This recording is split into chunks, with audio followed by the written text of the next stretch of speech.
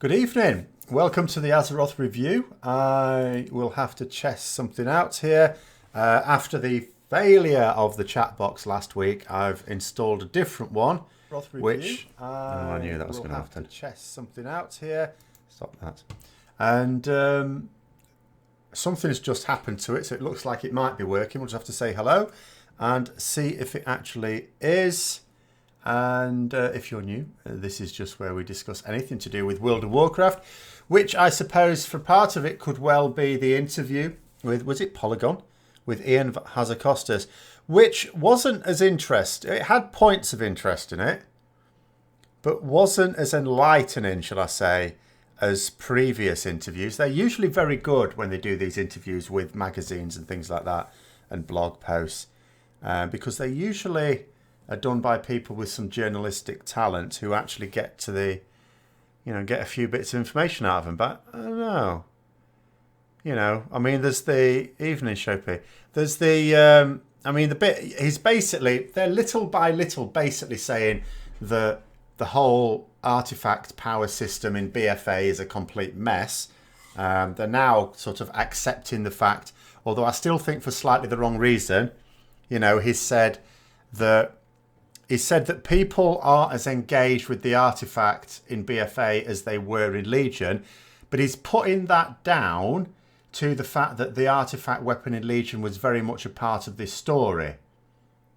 I would disagree with that. I would say it was down to the fact it was a weapon where you could collect lots of different skins with it. And, the fact that you didn't have this god-awful system of having to level something up to repeat the same traits as you had earlier. You had the same, you have the same artifact all the way through now, but it's linked to other pieces of gear. So they're obviously changing that again. It actually sounds like they're making bigger changes to it than I anticipated, I have to say. Because I thought they would just do sticking plasters all the way through the expansion and make the Heart of Azeroth better by the end and then just stop and start again. Although it does sound like they're going to completely rethink artifacts for the next expansion. So there's no chance the current system's going to be made better and then carried on in the next expansion. They'll start again with something new. Probably cock that up as well. That's my fear anyway. But it's very crawly, this interview, I have to say. It's very creepy. Like it says, the latest expansion of World of Warcraft has been nailing the high points players expect from the MMO. The raids are excellent. The cinematics and cutscenes are stunning. All right. And the visuals and music set the scene perfectly. The problems players have with Battle for Azeroth are with the connective tissue of the game, character motivations, endgame rewards, content at level 120, the Azerite system, and technical issues. In other words, the game. But anyway, hi Connor. Seems that Ian is learning. I think you might be hoping a bit too much there. I'm not. Okay, I can't say he's not learning any lessons, but he's certainly not learning rapidly enough. Because there are issues with the raids even as well. I've not taken part in the BFA raids apart from the testing during the alpha and beta. Mostly the beta. But there are issues they've had with the raids in BFA that have been issues in Legion as well. And although it's his first solo one in terms of taking it through from concept all the way through, I suppose, he had a great deal to do because he was assistant game director for bulk of Legion as well. So, I don't know. I don't know about that. And the bottom line is the biggest mistake Blizzard make. I won't criticize them for trying something out and it doesn't work. The issue is always when something is wrong in a way that other players have told them it's wrong. And then it's literally a year later, isn't it? Around about April. I'm trying to think when we first started to really find out how the artifact system was going to work in BFA. It may have been a little bit later than April of last year. I can't remember when it came into the alpha. But at that point, people looked at it. We'd already been told a little bit at BlizzCon, but people looked at it and went, you're going to have these problems. And only now is he saying, oh, we've got these. And he's still not really nailing what the problems are. Now, I don't know whether that's just him trying to tone down the responsibility, in which case, all right, I don't care about that, or whether it's actual deliberate misunderstanding. Ian usually comes across well in these sort of interviews. We have goofed and we will do better and little seems to change. Well, that's exactly the issue. Like, you'll notice as you get through an expansion, they increasingly accept failings more and more, but then they don't change them. Like at the end of Legion, when all the content was out, and it was like January last year, you know, he was talking about, oh yeah, because someone said in the Q&A, don't you think that you've concentrated too much on spec identity and not enough about class? And he agreed with that. He said, yeah, we have, you know, and we need to rein it back. We need to, you know, he even promised to put utility abilities across all specs for a class apart from healing ones. And then what happened? They went completely the other way. He's now basically said that, yes, it's like having 36 classes. That's the way it is. Each spec is its own class, a different class. So, you know, it's all right freely admitting certain things are wrong, but if you don't improve them and if you keep making... And it's the same problems that lead to these errors. I don't mind errors. What I mind is when it's essentially the same error. You know, Ian Hazzikostas is the equivalent of having that bloody gnome in your raid who dies to the fire every time. Sorry guys, I thought I could stay in it. And then the next time, you know you can't stay in it, don't you? Yes, I know to move out of the fire. And then they die in the fire again. And that's what he does. He keeps dying in the bloody fire. Oh, I don't know. Anyway, it seems he cares about the game, but I feel like the head game director might have left him a ton of bad issues to deal with internally. Now, I don't doubt that he cares for the game. I don't doubt that any developer cares for the game. Be a maddening job to do if he didn't. What I doubt is his ability. He has an arrogance that doesn't allow him to face up to criticism. He'd rather defend himself than face up to it. And he hasn't got the organisation ability to manage the teams, which is why there's so little coordination between them. It's why things keep, you know, there's this disconnect. Basically, the team in the early days of WoW wasn't necessarily that big. Okay, they had to get everyone involved to get it through, but, you know, the actual WoW team wasn't necessarily that huge. Easier for anyone to manage, even without a lot of experience in managing teams. Now it's huge. It's pretty big. And, you know, you need someone. You need someone who can manage a team like that. And he can't. And he's got no experience of it. And he obviously hasn't sought people with that experience of it. Am I excited about the Event Horizon telescope? I don't know. We'll see.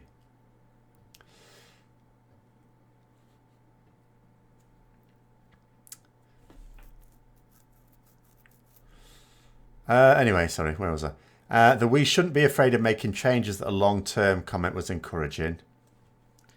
I'm sorry to be in a cynical mood, but I've long since got past the point of ever being encouraged by anything they say. Because too often, and he personally, too often, has said something encouraging and it hasn't happened. Yes, we know that they've got a long-term plan for the levelling system, and there's a few other things they want to get... But who believes that they're getting it right without telling us what they're thinking of? I would be much happier if they let us know what they were thinking of, waited for feedback and then went, okay. That would be a much better way of doing it. You know, make it clear that, you know, this is, you know, just spitballing ideas. You know, just because they say a thing doesn't mean they're going to do it. They're just getting ideas. That would be loads better. Hi, David. I don't think you've missed a great deal. I'll just moan about Ian Hazzikostas. Final Fantasy greater than WoW. As I say, it's not my style. The game itself may technically be better. I don't know. I've been able to play it long enough to be able to tell. Because just the style puts me... I don't like playing it. It's just the style of it. More community-driven development and experimentation is what they seem to be going for. Is it, though? I don't think it is. I don't think it is. Where are you getting that from? Because I'm not seeing it. Excuse me.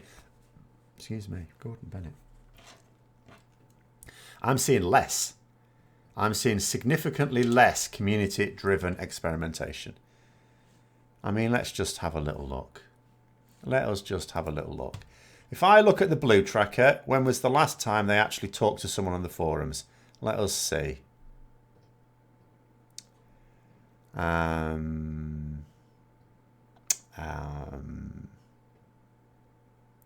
Nothing in the last week. No blue posts in the last week replying to someone on a gamers issue.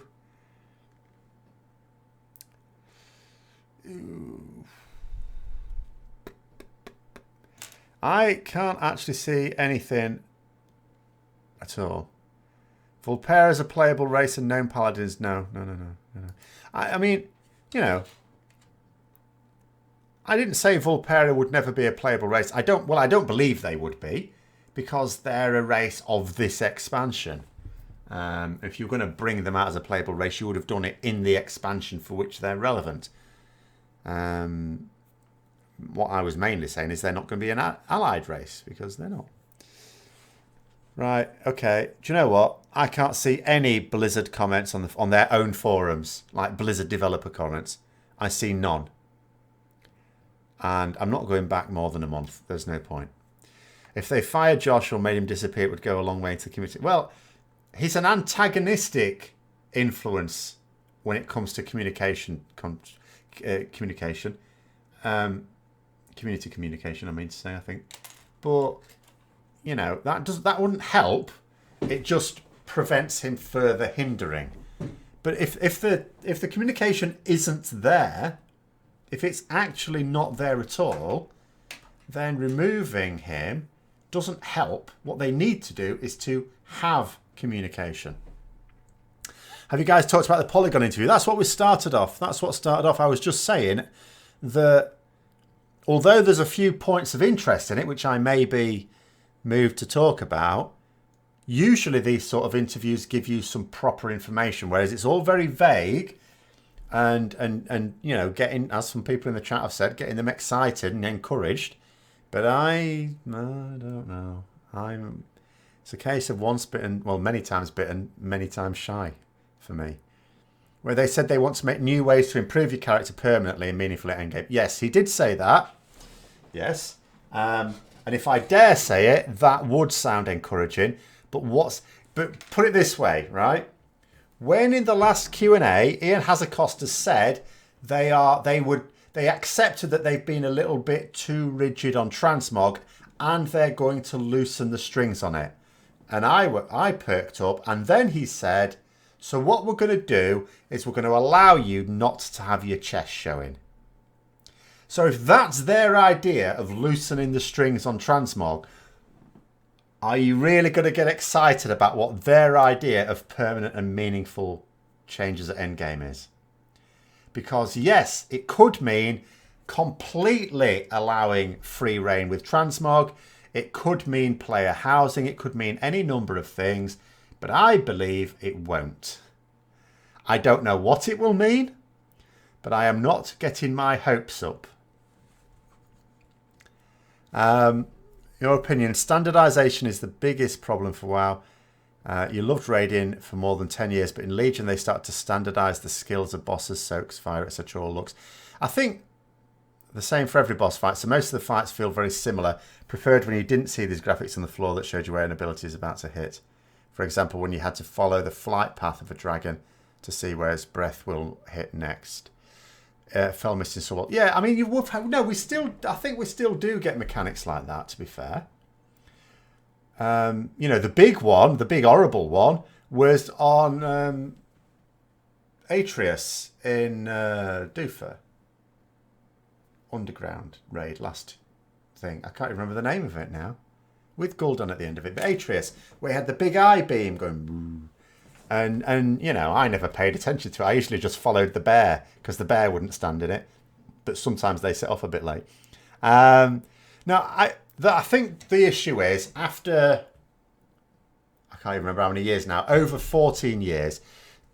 I mean, I notice it. I agree with you. I now see boss fights and I go, okay, that's that mechanic from such a boss. That's that mechanic from that.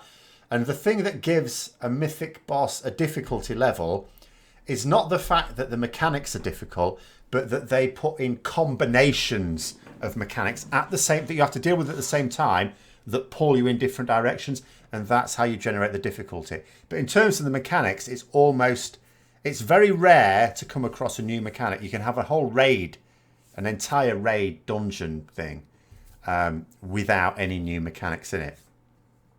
But I think that's probably a consequence of the fact they've had a lot of bosses and it's so old now. You know, a game system is always going to be limiting to some degree anyway. And within that framework, I think it's just, if you're after really new mechanics, it's probably just buckled under the pressure of they've produced a lot of boss fights. I mean, you look at some other MMOs and they don't produce raids there's anything like the same frequency as WoW, do they? To be fair, WoW, brings out raids at a very good rate. And that's something it's always done well, good times and bad. So I think that is a consequence just of that having been so many bosses. I think it's really difficult. Does improving your character meaningfully and permanently mean player housing? I bet it doesn't. I doubt it. It seems to me that their attitude towards solving a problem, once they finally accept there's an issue, is to do it very tentatively. I don't know what the minimum way is you could improve things so that it makes a meaningful change. It might just mean more transmog sets dropping in raids. It might, like the transmog shaman set in Siege of Orgrimmar. It might just mean that.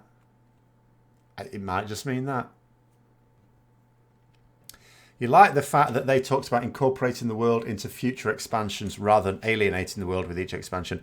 I hope they add world quests as an alternative way to level. World quests is not what I'm thinking of. Yes, I mean, a massive problem with World of Warcraft is that they invalidate all their old content every time a new expansion comes out, and not doing so would be a good thing. The thing is, can they? Because there's been seven, the original game and 7 expansions, hasn't there? Worth of content that is now basically invalidated. So, is it realistic that they can actually change it now? Again, I would expect a week. The fact that they're talking about it means they're planning to do something about it, but I wouldn't expect great things because I just think the game's too big. Jeremy Feasel doing a deep dive. Yeah, I saw that on Thursday. Yeah, he's talking about 8.2. That may well be interesting indeed. Annoys me even more because when you see quests that they're always the same archetype, which means they're incorporating an already developed base code for the engine. So there's really been no innovation. I don't know about no innovation. It's just rare. You've got, the Kill Jaden mechanic for, the Illidan phase. That was new. But yeah, it's very rare you actually get genuinely new ones. I'm trying to think, was there anything else in Legion that was actually a new mechanic? I'm not sure there was, really. I'm just trying to think. Maybe dragging NPCs on Odin onto the right markers. Have we ever done that before? I suppose it's not dissimilar to dragging Illidan over the trap in TBC, if you're going to put it like that. Very difficult, I think, to come up with a genuinely new mechanic. And sometimes when they've tried, I wish they hadn't done it. What was that terrible boss? Dark Animus. Dark Animus in Throne of Thunder. What a dreadful boss. That was like one of my least favourite bosses ever. And that was an attempt at innovating, where even by then, pretty much all the ideas had already been tried. But, So, yeah, what I would say, the expansion, there were encouraging things in there, but until you actually find out what it is, I am going to assume it's going to be something. I think the first time I was ever underwhelmed by something Blizzard did, and was in Mists of Pandaria which is a very good expansion. But when they said about this issue of, you know, trying to encourage more people to do 25-man raiding, because it was felt too many people were doing 10-man raiding because it was just much more convenient, and they wanted to, you know, encourage the epic scale raiding. And, you know, and I remember, because, you know, this was at the time where Preach was just getting started into YouTube, really. I used to watch him quite a lot then, and he was saying, oh, you know, you need to get yourself into 25-man raiding. They're going to do this thing, and it's definitely going to be encouraging you. So get yourself into a guild now so you're ready for it. And what was it? What was this grand plan? It was Thunder Forging, which became War Forging, where you had a better chance of getting a Thunder Forged item in a 25-man raid. That was it. That was their grand plan. What? And it's been the same ever since. You know, whenever they've identified an issue and said they're going to do something to address it and everyone gets really excited, it's always really underwhelming. They're just so tentative with these things. It's like they're afraid that it works so well that it throws the imbalance the other way. And I'm not saying that's, you know, they shouldn't worry about that, but it's like they're so paralyzed by fear of that they don't ever do anything. When will BFA end? Well, if it goes along the same lines as Legion, then the last bit of content will come out round about the end of this year. It will either be December, probably about December will be the last bit of content, I guess. Possibly January next year. And then that'll be it. Do I think they'll tell us about the next expansion at BlizzCon? Definitely. Absolutely definite. No doubt about it. Whether they announce it before BlizzCon, the only element of, you know, speculation is whether they announce it at an event before BlizzCon. Or whether they keep it for BlizzCon. I don't know that. But it will definitely be talked about at BlizzCon.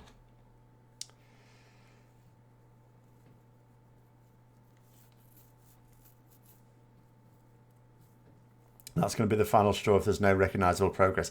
The thing is, though, when they first reveal an expansion, you can't tell anything about it because everything they say is all very aspirational. They don't go into details on things. People can't even ask questions anymore. The Q&A is very sanitised.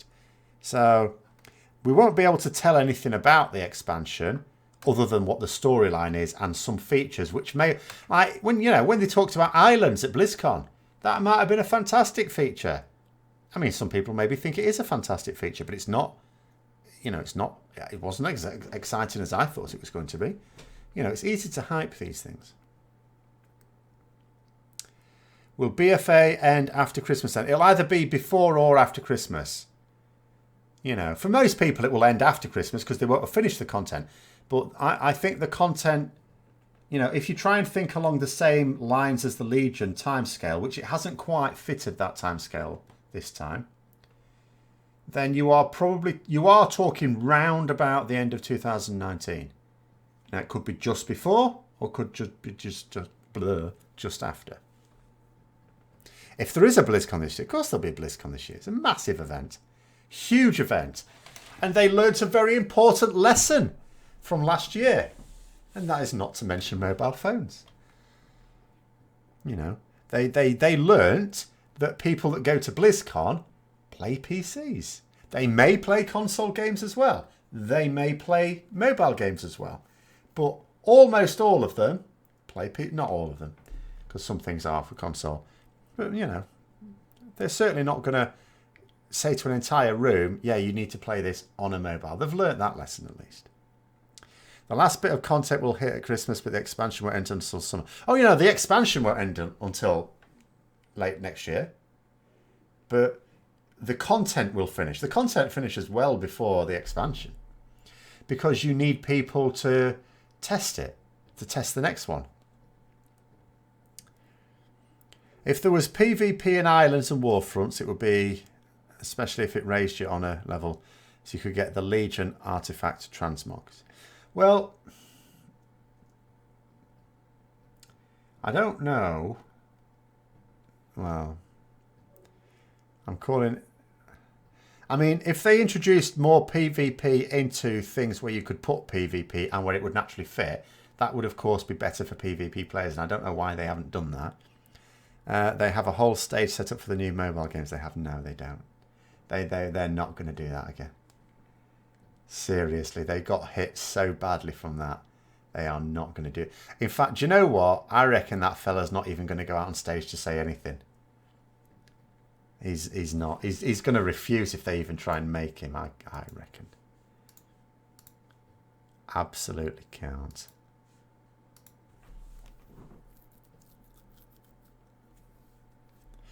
I very much imagine they want this year's BlizzCon to be completely meme-free. And, yeah. There is an island to do islands as PvP content. Oh, yeah. Not Warfronts, though, is there? I think what he's talking about is if the PvP in islands raised your honor level so you could get the Legion artifact transmogs. I think that's what he was actually saying, rather than there not being in it at all. Now, I'm not sure I would link PvP to the artifact transmogs, but PvP should be one of the easiest things to implement in a game. I mean, okay, class balance is not an easy thing to do in PvP, but the actual content should be. You wonder if 8.3 will be in Zoth City, whatever it's... Nyalotha, do you mean? Yes, I'm still sticking until something happens. Until something happens that makes me have to change my mind. I'm still sticking to my prediction, if I dare call it that we are killing N'Zoth. Not just facing him, not just releasing him, and, you know, he's a thing for next expansion. Killing him. Which means, inevitably, we have to, in 8.3, go to the depths. Perhaps next expansion with World of Warcraft, the Black Empire. No, Revenge of the Potato People, with a little bit of Lich King on the side. I hadn't actually watched it, but I saw the Taliesin and Evertal video about who we're going to fight first, N'Zoth or the Lich King. It's N'Zoth. That's clear. Will the potato men be minions to N'Zoth? No, N'Zoth will be dead. There will be minions of the Lich King. See, what's happened is he's stuck, you know, on his own. He's gone a little bit mad, you know, and he's got his collection of ancient potatoes. And he's then one day, what happened was the Lich King's there, going insane with his collection of potatoes. And he thought to himself, hang on a minute. I've imbued people with the power to raise the dead. Well, I'm the Lich King. I can raise potatoes. So he raises an army of potato people. That's absolutely what's going to happen. Yeah, that's the next expansion. I'll guarantee it. Everything leads towards it. Every little mention of anything to do with the Lich King just naturally leads towards that conclusion. Can't be otherwise.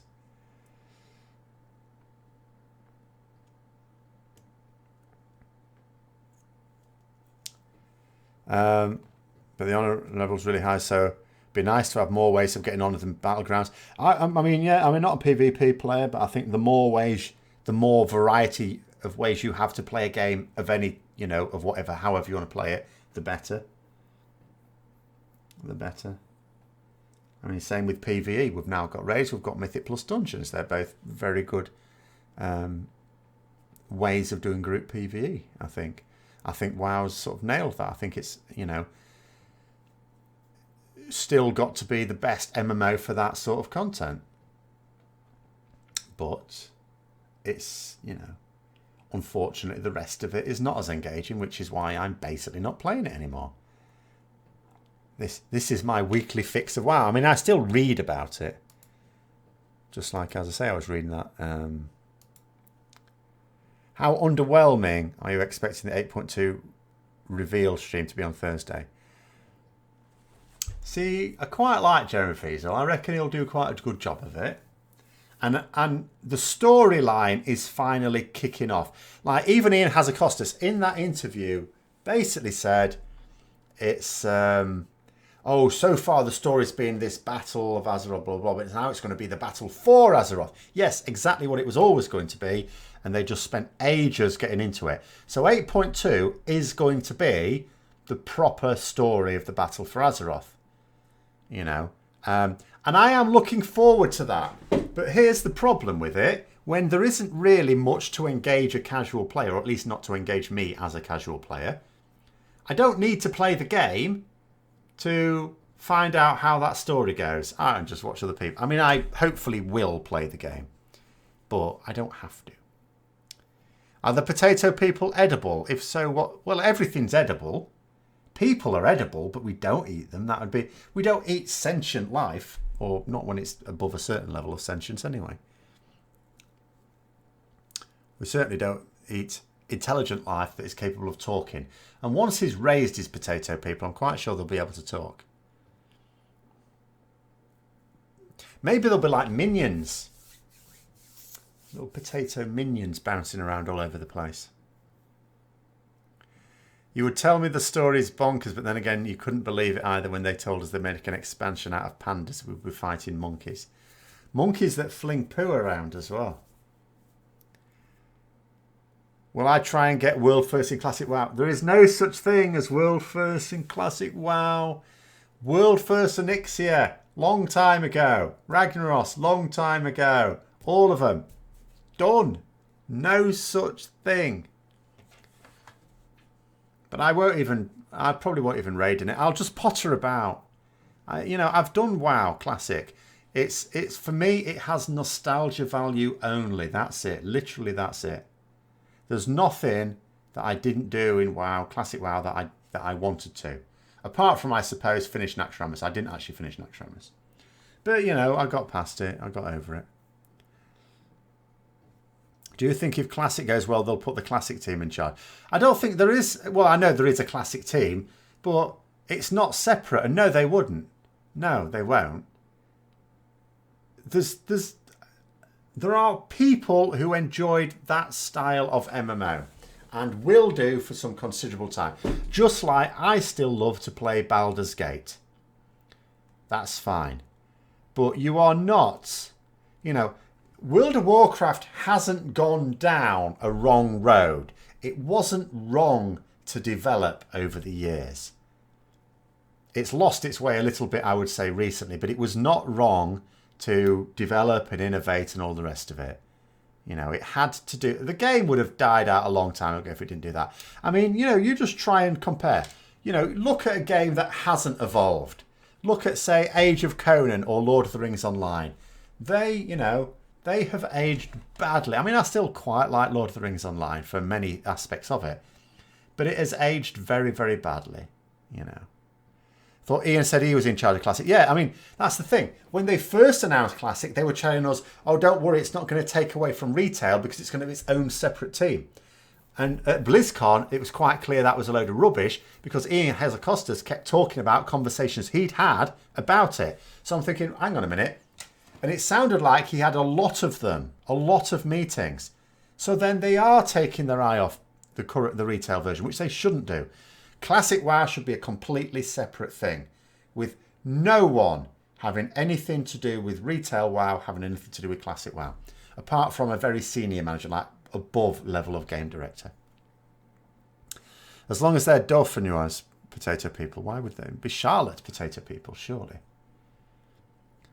Nice waxy potato.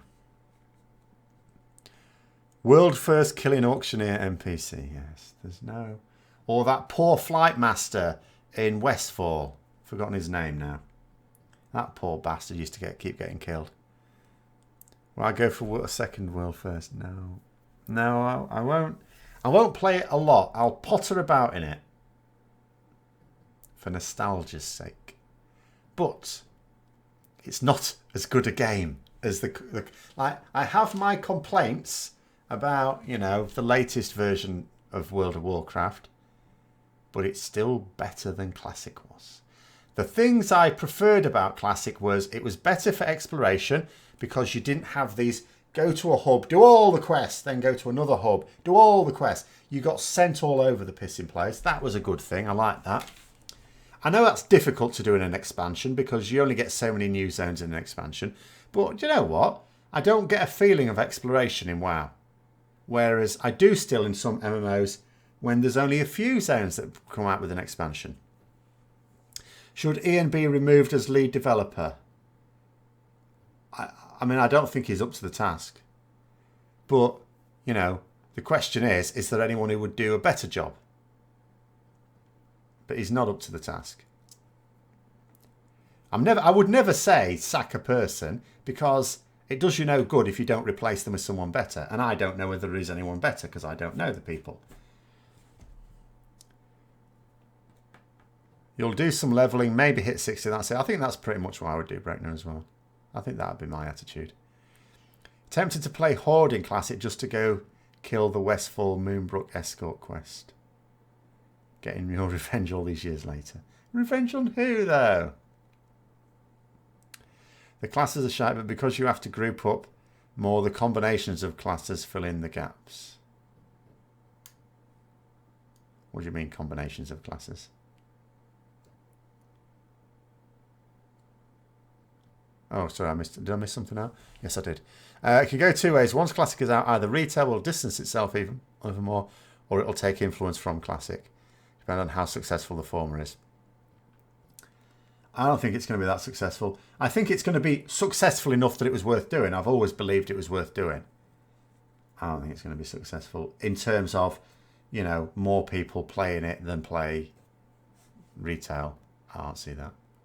Not sustain. I mean, there'll be an awful lot of curiosity early on. But then the thing is, we'll never know anyway. They'll not reveal the numbers to us. Because, apart from anything else, they don't tell us what subscription numbers are. And for us to be able to judge it, we'd have to not only know what subscription numbers are, but to know how many people who have a sub play exclusively retail, or exclusively classic, or a mixture of both. It's true that even about 50,000 players would probably be enough of a stable population. Oh, I mean, you what do you need, really? You don't need much on a realm. You know, a few thousand. So, yeah, it would, certainly. I suppose the test, I guess the test would be this. Let's say a year later, because you can't judge it straight away. A year later, compare the state of Classic with what it was at the start and look at it. Have they had to add new servers, or have they taken some away and merged some? I suppose that would be a test, because if I had to add new servers after a year, I don't mean, as I say, early on. You can't judge anything early on. But let's say around about a year later, if they're having to add servers, then that means it's grown. That'll be a pretty clear indicator it's grown. If they've had to take them away and merge servers, then that's an indication that it's not done as well as, not necessarily expected. It may well be they've put more servers on than they're anticipating just in case. But at the same time, they can't just put loads on because they don't want the populations to be too spread out, do they? You know, one of the key draws that people keep saying about Classic WoW is the feeling of like lots of people around. So for that, you want to jam a few people in.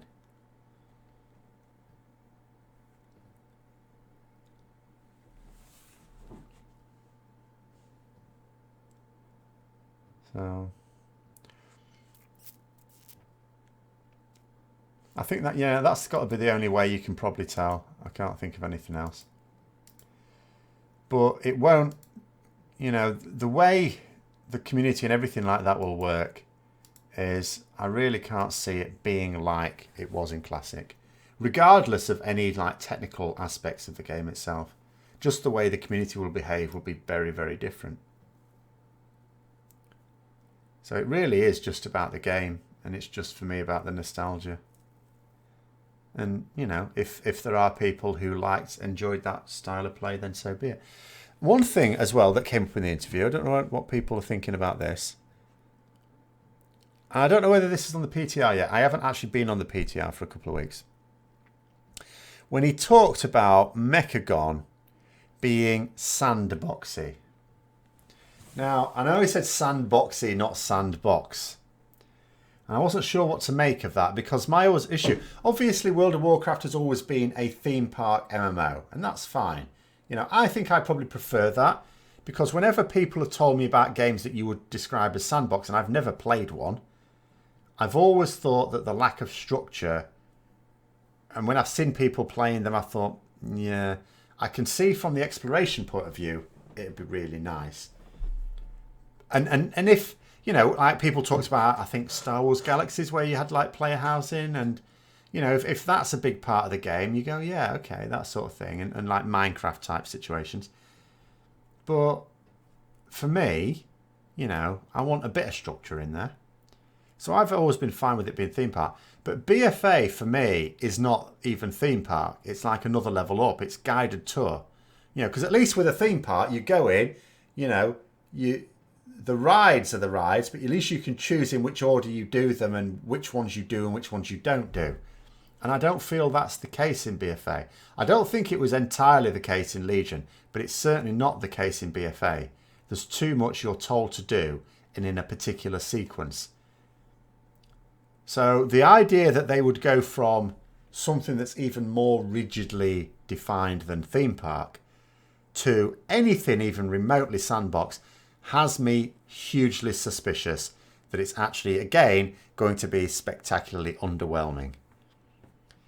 You know, not only is it going to be a zone with far too many gnomes in it, i.e. more than one, it's, I don't know, they can't just get around it with, is it just going to be, I don't know, just random events? Are they going to do random encounters would be nice.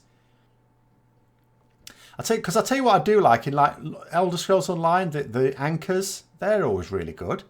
Because you just hear the engine go, and then you look around and you gauge whether you can get there quickly enough. So they're quite good. Are they going to put something like that in? And then, of course, they announced that we're going to be able to fly in those zones as well. So I can abandon my conspiracy theory now that out of being butthurt about having to put flying in the game, that every patch where they introduce the flying, they introduce new zones where you can't fly. So obviously that's not going to be the case. So fair enough. Hang on a minute. I'm just seeing something here I missed before. It says patch 8.2 is the largest content in World of Warcraft yet.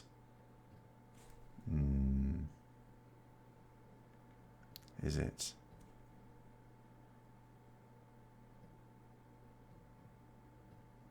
I wonder what they mean in terms of, is it really going to be the largest content patch? In what terms, I wonder? Because again, I don't know whether is that objectively true? Is it just the magazine saying it? Because I say, at various points in this magazine, it's quite clear they're trying to like stroke his ego.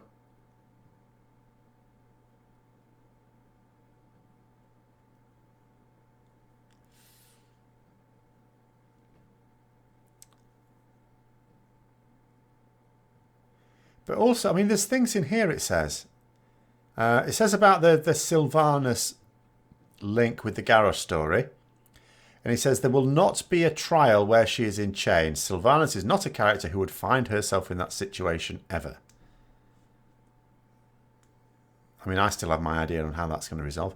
But then it says, as for player choice, more decision will come in the future. It won't be something we do lightly. We've noticed that. We do it when the story makes sense. Oh, the story makes sense, apparently, every now and then. And we do it with their real consequences. It says, the team intends to avoid false choices or the illusion of a branching narrative. But surely that's all BFA has given us. It was a completely false... And this came up in this interview, actually. It was a completely false choice about... the first choice we got as a Horde player, it's mostly Horde players that have these choices, was in the scenario, the attack on Lordaeron, wasn't it? And your choice was you could either spread the blight yourself, you know, or not. But it still happened. It didn't change the story. You were, you know, the Alliance was still being killed by it. You didn't stop it. So, you know, that's a proper false choice.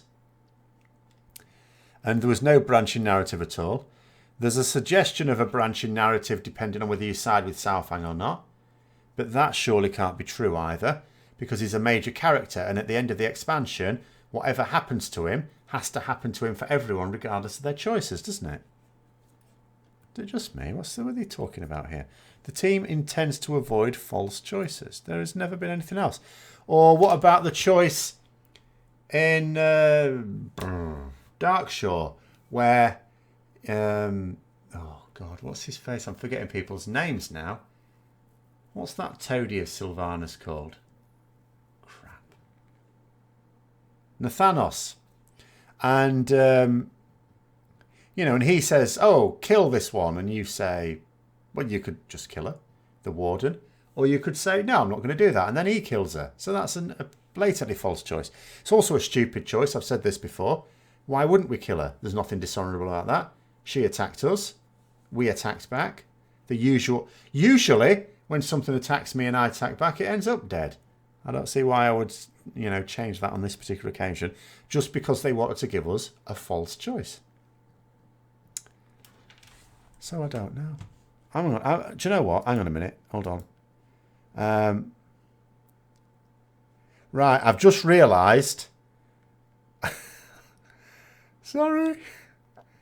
I have just completely realised that the chat has stopped again on here, so I need to read. I need to read it in here.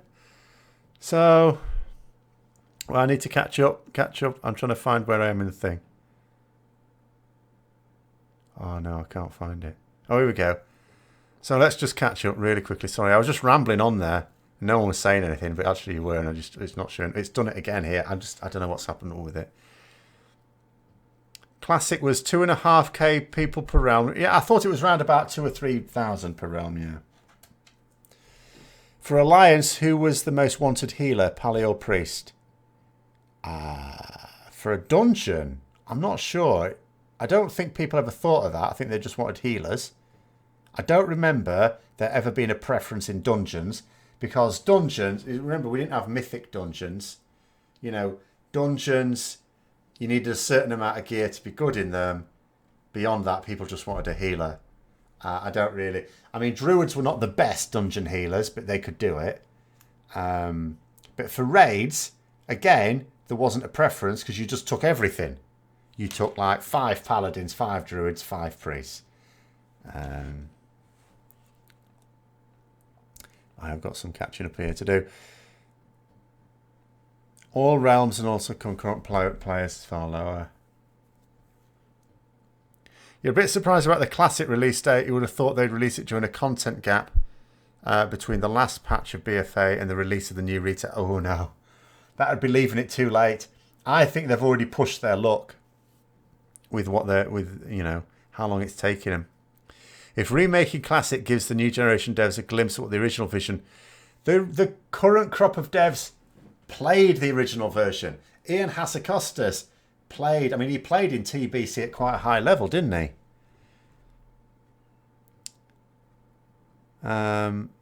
You stopped playing too. When you sublapse in May, you won't resub.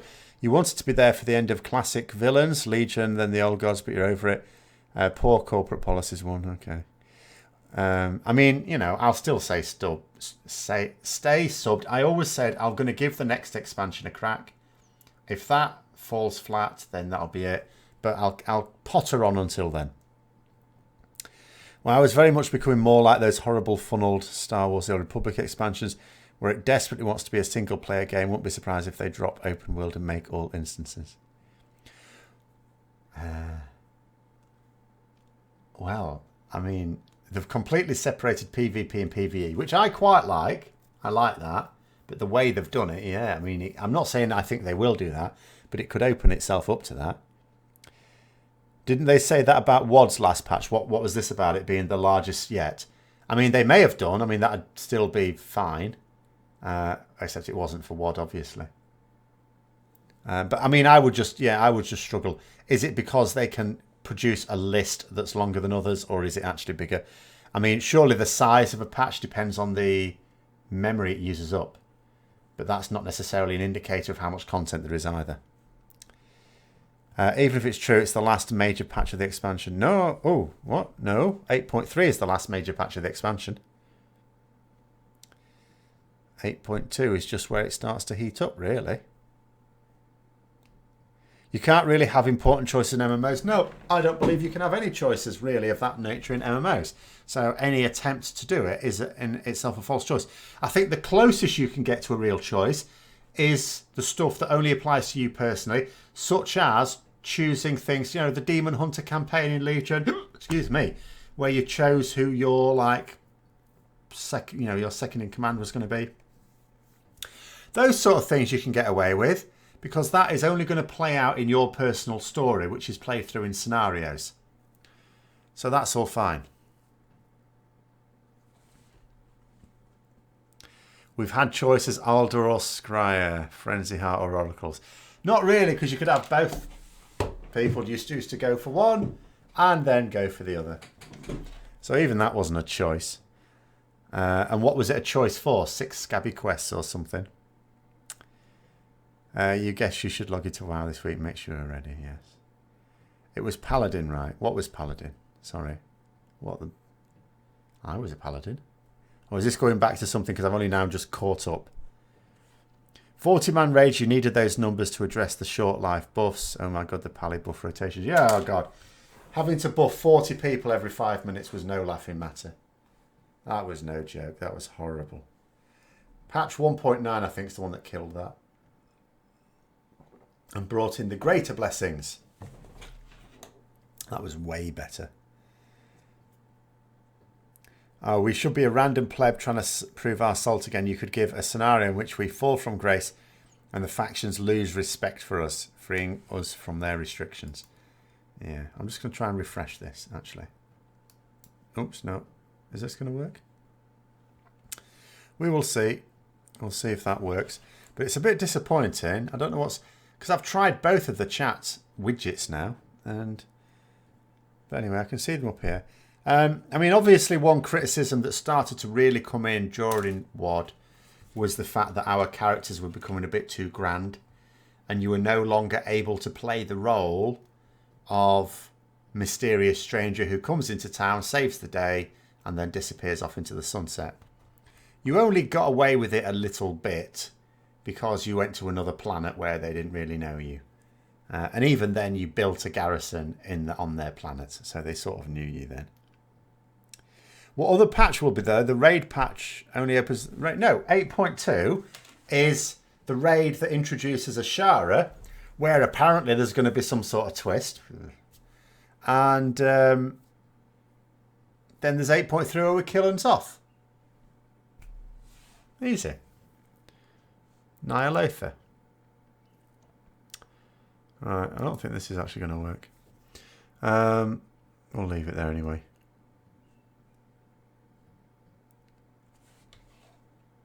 So there'll be another raid, 8.3. They've already said it's going to follow a very similar path to Legion. They're not going to have 2 main raids in the game. In ESO, you chose who to kill. Super important choice. But again, that's personal to you. It doesn't change the world, does it? Like, and something that would change the world, like a choice over a major character that is shared amongst other people, you wouldn't get in an MMO. So choosing anything that's a choice between supporting Sylvanas or Southang, for example, cannot have a material outcome. I mean, we know neither are going to be the war chief at the end of this whole process, but you know, even in terms of their fate, it cannot determine that, because their fate has to be the same for everyone. So that's a complete nonsense, that. And that is where that, you know, as I say, these interviews are usually quite good because you usually, as I say, have journalists, proper journalists doing them. But to not ask a follow-up question there was poor, I thought. Legion had 3 raid tiers. You expect BFA to have 4? No, I expect it to have 3.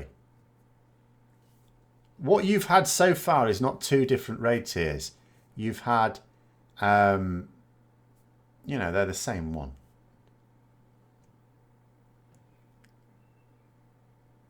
And including this 2 boss thing that's coming out. It's all the same one. Will I be going for Grand Marshal title in Classic? No. I didn't even want Grand Marshal in vanilla. I could have gone higher. I wouldn't have got Grand Marshal. I would have got Marshal if I'd have just carried on. Like what I did, I decided I wanted the title Knight Captain because I thought that was a nice title. And again, a bit of a link to my D&D days where I made my Paladin a Knight Captain. But all I did is summer of 2000 and something. Can't remember. Must have been 2006. Couldn't have been 2005 because I was still a scrub then. Is I just basically, during the summer holidays for 2 weeks, no-lifed Battlegrounds. That's it. I just no-lifed Battlegrounds, spent a ridiculous amount of time in there, waited till I got the Knight Captain rank, and then just stopped. I wasn't, and I could have spent the rest of summer doing it, and I would have got Marshal, and that would have been fine. But the gear was no good to me, because, you know, I had better gear from raids. I didn't enjoy it. It's PvP. And I didn't care about the title of anything above Knight Captain. And it hasn't actually bitten me on the arse since, because even having a rank of Knight Captain has allowed me to get the replica gear for everything for my Paladin.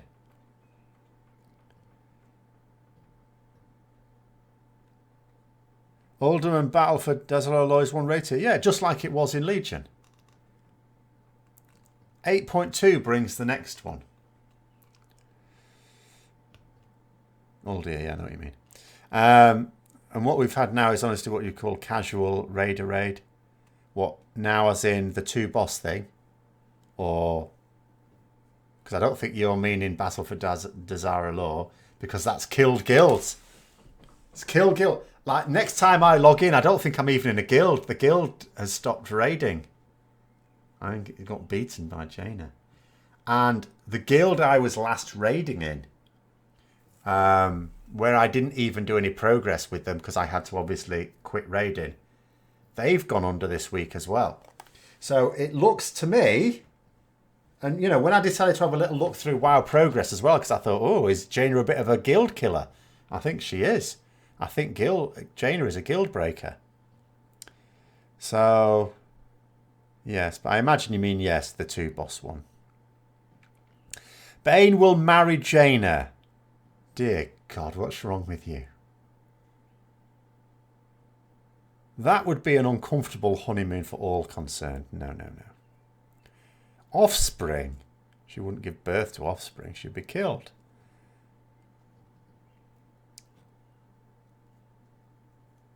Hi, Razorblade. No, I am still living the WoW free life apart from this. And reading up on it. I haven't done anything on my reps. I said I might this Easter, but if I'm honest, you know, I've not exactly been sat around bored thinking I've nothing to do. I mean, today, I will admit, I almost did today. I almost did, because Elder Scrolls Online is in the middle of the largest maintenance I've ever seen, ever. It has, in fact, if it's still going on now, it's been going on for 11 hours at least. And it is. This is a maintenance that has gone on for at least 11 hours, because it's 11 hours ago when I tried to log on. I don't know when it actually started. Because technically it started, I know the time it said it was supposed to start, but it had already started before that time. So I almost played some WoW today. But I did other things instead. Even Jaina, it's not all that, because most people I know don't care about Jaina as her gear drops. Oh. No! Wrong attitude! Raiding is not for gear. You need the gear to raid. Raiding is about killing bosses. This is why bosses like that kill guilds. It's because there's not enough proper raiders. The purpose of raiding is to kill bosses. End of. The shiny things are there. They're your tools.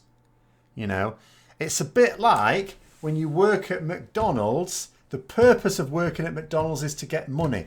It's not to get the little badge and the nice cap. All right? That just comes with the territory. I can log in now. Servers came up about an hour ago. Okay, did they? They weren't up about a quarter of an hour before I started the stream. And the service alerts are telling me that they're still down, so that's obviously not been updated. Fine. All right, so it was a 10-hour at least maintenance, which nonetheless basically took today out. Right, let's get back to it.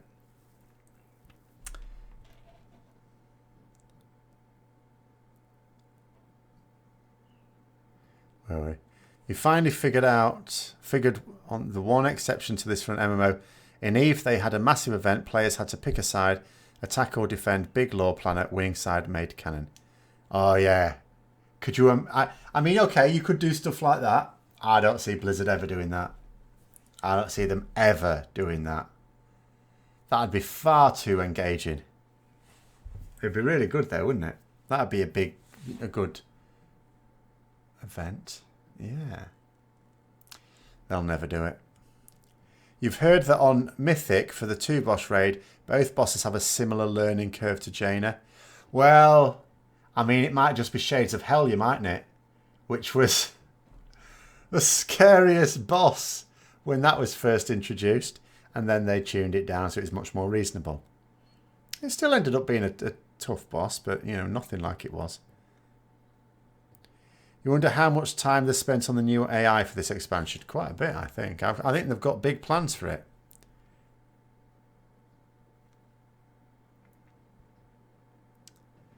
Eve's large battles are just sideshows, do you mean? Or slideshows? Oh, FPS. Oh, actually, you do mean slideshows. FPS drops to below 1. I mean, that was the problem with, for example, I remember the opening of the gates of Anchorage. Fatal. Could do fatal. I tried to outrun it all. I tried to outrun the lag field. I got as far as Feralus before it caught me. And that was that. And even hours later, when we tried to log back in and the event was still going on, tried to go back, it was still pretty awful. It was still pretty bad. So, yeah, I can... So what you... I mean, obviously you wouldn't do that in WoW because you have sharding. What you just need to do... Because it'd have to be a global event anyway. You know, it can't be a realm event. It has to be a global event. So you'd need something where your choices and your success on that side. And obviously it couldn't be along Horde Alliance lines. That would be no good. So, but it would, there'd be some mileage in an idea like that. They could definitely, it's just, I don't believe they ever would. Been hearing some rumblings around the YouTube crowds that tested the last boss of the upcoming 2 boss raid might be a 500 plus boss to pull down. No, I'd be doubtful that. I mean, it might be at the moment.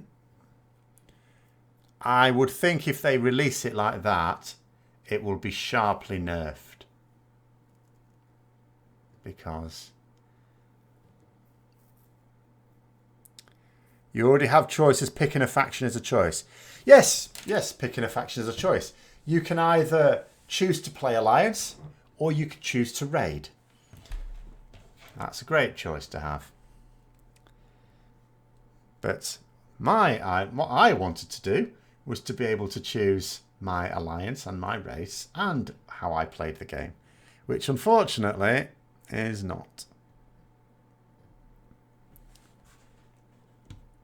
Although these days, as I say, as we seem to be in a bit of a period of guilds dropping like flies, even the choice to raid is a bit of a curious one for some people, if they keep ending up in guilds that collapse. Because imagine, you know, there are so many guilds that you could easily find some people in the situation where their guild collapses, they join another guild that's on Jaina, and then that collapses. Because that's the problem, of course. You know, how do you tell? It's not always easy. And some people don't even do background checks on guilds. How do you tell you're not joining a guild that is desperately trying to recruit to avoid collapsing, and that, you know, you joining it doesn't necessarily tip the balance in favour of it remaining? And then that collapses as well, and that's always pretty bad. Somehow 100 Alliance guilds have down Mythic. Yeah, I saw that. So, Cross-Realm Mythic opened up this week. Yeah.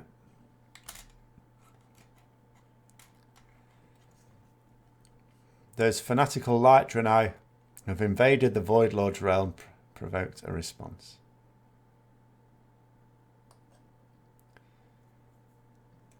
I don't know that light Draenei really do much invading. If they did, we wouldn't have had to have invaded Desert Law. They'd have shot it with their plasma cannon thing. It would have saved us the bother.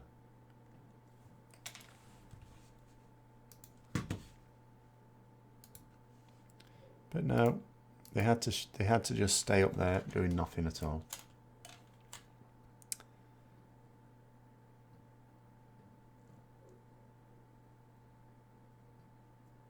One of the big changes to endgame could be removing faction locks to raid. Yes, it could. But I mean, that's the. It is irrecoverable now, the faction imbalance in raiding. It's probably irrecoverable in PvP as well. I mean, it hasn't mattered for most of PvP because it's all, you know, arenas, battlegrounds. Oh, excuse me. But in raiding, it's completely screwed, absolutely buggered. And it just because it just encourages you to do more and more. Guilds on Alliance side struggle to recruit, and so they go to the Horde side, where you may not be able to recruit top quality, but you will at least be able to keep your numbers up. And you've got a better chance of getting some quality ones in it. You will at least get people who are good enough to do it. Or you've got a better chance of it. I'm not saying it's life of Riley for Horde guilds. I'm sure it's not easy for anyone, but it is a lot easier. They just had a raid where faction mattered for the first time. You don't think they want us holding hands with the opposite faction? We're going to anyway. In the storyline, we always end up coming together. Always. It will be no different when we're attacking Unzoth. No different at all. But anyway, that's the only way to solve it. But I mean, I agree that they're not going to do it. And it's got nothing to do with the storyline. It's got entirely to do with the fact that they, you know, they're just too stuck in their ways. They will back themselves to come up with a solution that solves the problem. And it won't. Begs the question, with the new light on Des, we'll see a third faction. No, third faction is... A third faction solves nothing. It creates more problems. It's not needed. Like, third factions don't help PvE. 2 factions is very bad for PvE. 3 factions would be terrible. The only thing factions are good for is PvP. Now, when the game first came out, 3 factions would have been sensible.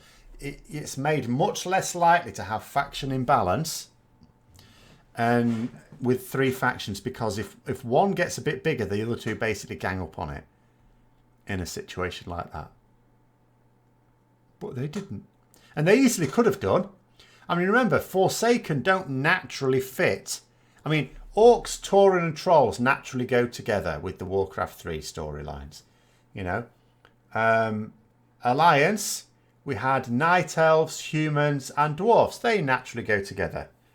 So what they should have done was have a faction that might have been something like Forsaken, Worgen, and something else. I don't mind. You know, I'm trying to think. I have thought about this before and I've forgotten now. But you could have had a third faction. You could have done that, and then that would have been fine. But no, they didn't. But the thing is now, there's no point because PvP is basically instanced off anyway. So factions don't matter. Well, I mean, they're completely unbalanced, but you're not going to solve that with a third faction. You'd be breaking up groups. You'd be saying to some people that play together, if you want to carry on playing that race, you've got to join this other faction now. And you wouldn't solve any problems.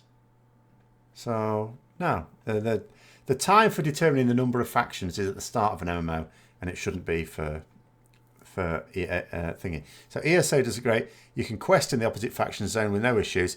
They're very strange to be fighting your own faction's NPCs.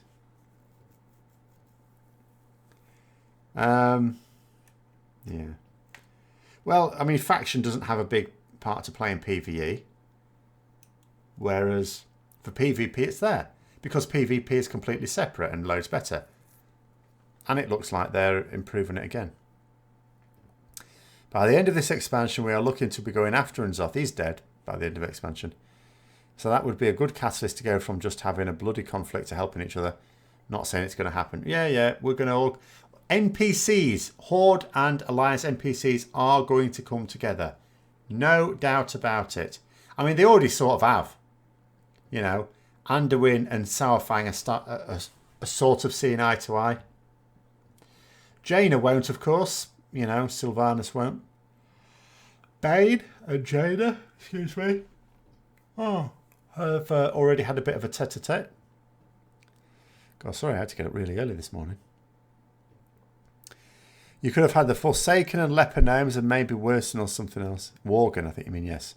Yeah, you could have had that. Gnomes would have been... Yeah, there would have been no need for gnomes. Every faction would have had 3 races. That's fine. That's okay. There was no need for them to push. I mean, obviously what happened was they needed to... They just determined that they should have 2 factions. And that, I think, is the reason why we have gnomes in the game. What if the 3rd faction was composed of defectors from both sides? Then everyone have the option to stay in their faction? No, because people would not choose to join the new, completely unpopulated faction. Why would they? Why would people choose to join a faction when no bugger else is on it? So... it solves no problem. People keep going on about it purely because someone threw it in there as a, you know, as a clickbaity idea.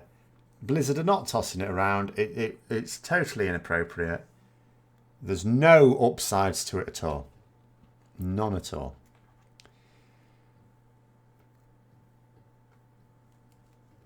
And as I say, for everyone that's what do you call it in PvE, sorry, it would be a massive problem because 2 factions is already shown to be a problem because it makes it much harder to recruit people, and raiding requires a certain amount of dedicated playing from people, and most people are not up to it. They don't have, you know, they don't have that mindset. As is shown when any boss could be a guild killer. It's just people who've, you know, have decided, oh yeah, I can totally take wiping. They'll say that on every application. Yeah, I don't mind wiping. Of course, it's all part of the game. All of a sudden, 400 wipes later, oh, I didn't play this game to wipe. All right, okay. I've been talking about the interviews. I've been talking about one interview. Has there been another? I was talking about the Polygon one, yes.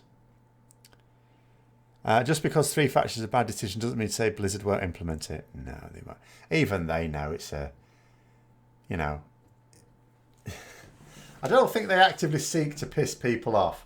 This would be asking to piss people off. You actually believe they could just make the factions not being bound to the races, but that would need a drastic law shake-up to work. I don't see that it would.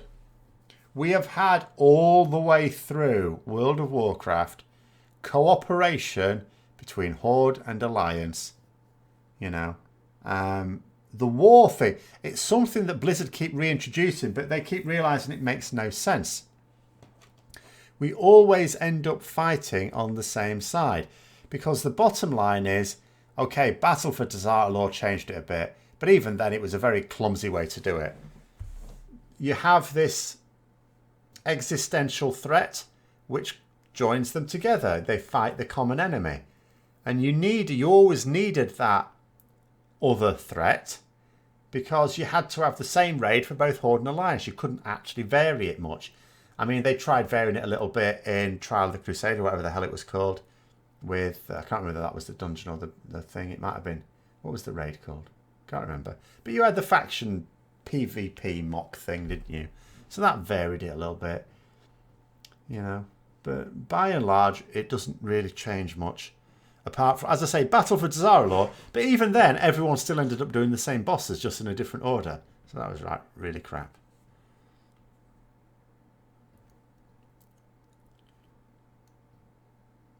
Strategically, the Horde should be going after the Exodar to clear the Alliance from Kalimdor. Well, maybe. Or the problem is, of course, that the Night Elves, they haven't actually got Darkshore properly, have they? Because the Night Elves are fighting back.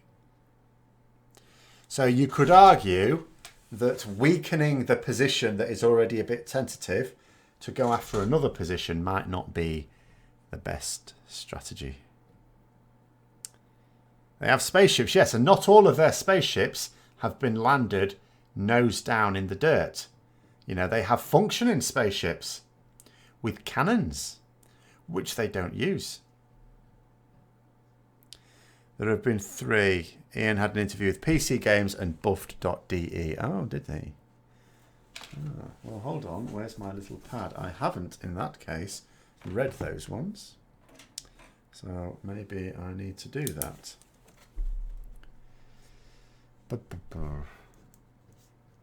I don't remember any decent interviews ever being done in PC Games, though, but I'll see. I think I vaguely remember the German one as having a decent interview once, so that'll be worth doing. What is a spaceship when compared to a regular ship with a big skull in front of it?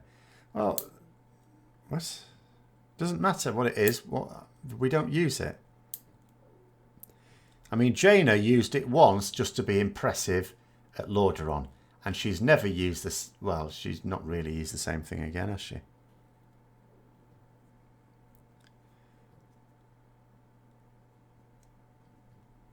They do use them, you just have to be light forged. It's their racial ability. That's poor. They need to use the spaceship cannon that has already been used in the past to blow things open. They should have used it to blow Lordaeron open. They should have used it to blow the Temple of Dazar'alor open. They should literally, right, with that giant space cannon, they should have blown Lordaeron away.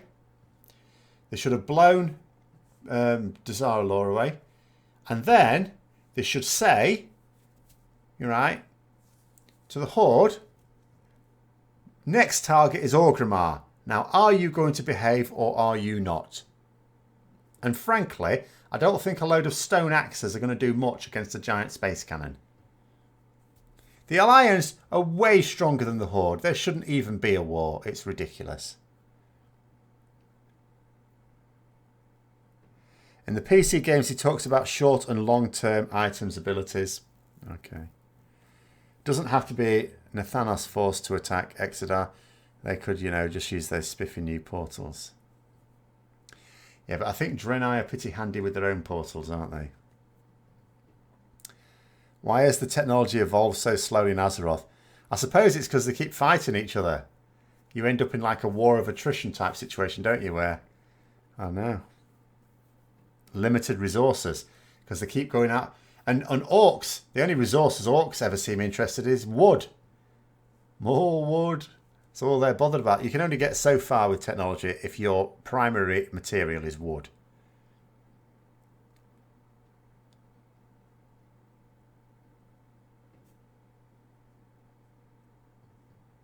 That would be xenocolonialism. What the hell was crashing a spaceship onto an island then? I mean, they did pretty much become part of the whole ecosystem.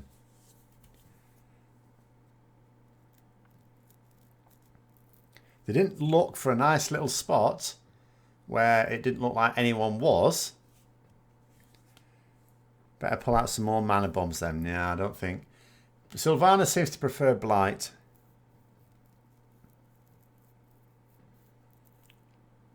War speeds tech development up only when you've got the resources. Doesn't speed it up when you haven't.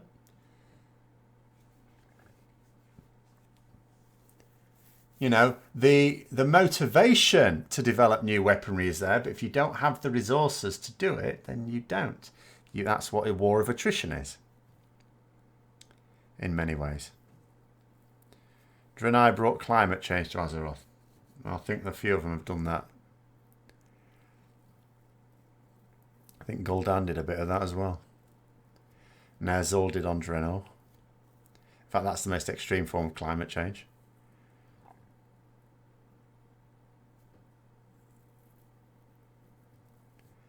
You've got to use wood when all your steel is dedicated to male spikes, to make spikes. Well, they don't even use that. I mean, they use quite a lot of bone for spikes as well. They should just skip the factions. It serves no purpose. Well, it keeps the storyline going in really weird directions, I would say.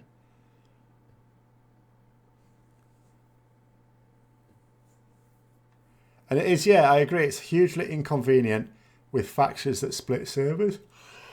Oh, God. Jesus Christ. I need to get some sleep tonight. Hang on, what about Deathwing? Oh, Oh, yeah, sorry, on the old climate change thing. Yes, indeed. Twice, in fact. If the Exodar joined the Horde, it would balance it out. Well, if they want a crashed spaceship that's largely been abandoned anyway, they're welcome to it, I should think. Am I planning to watch the live stream on Thursday? I may not watch it live, but I will watch it. Whether it's live or whether it's at the weekend, I don't know. Whether I do a video will depend on whether it's interesting or not. I may do a video on what is mentioned in these now that I know there's two more. I didn't really think there was enough material in the Polygon one, but maybe these ones.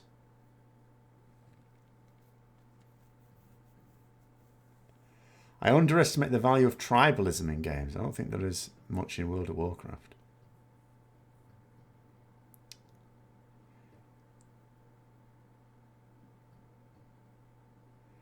What do you think they are planning for the levelling thing? I honestly do not know. They're not saying. I mean, I know what I would do, but what I would do is almost never what they end up doing. A proper rivalry gets people invested in the game. It just doesn't matter anymore since Alliance has less than 2 full Mythic Raid teams. Oh. But obviously, you know, it doesn't have very many, and every time a guild collapses, every time a guild collapses on Horde, it's pretty bad, but there's more chances of picking up the pieces. Every time one collapses on Alliance, it's tricky.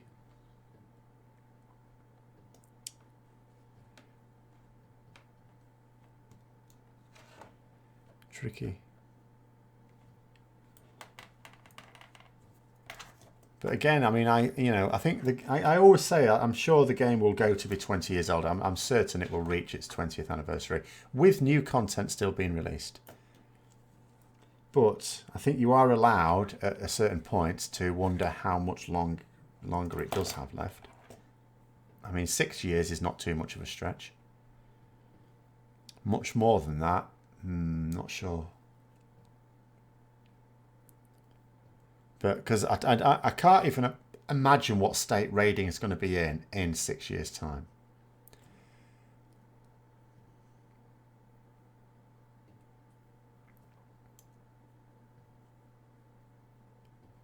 Talks about levelling in buff.de. Right, I shall read that one with a bit of interest then. Because that for me is where they need to make the greatest strides.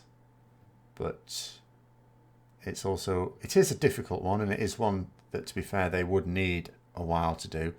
But I would still be happier if, let's say, every few months they gave an update about ideas and just invited people to comment on them. But they're not. They don't do that.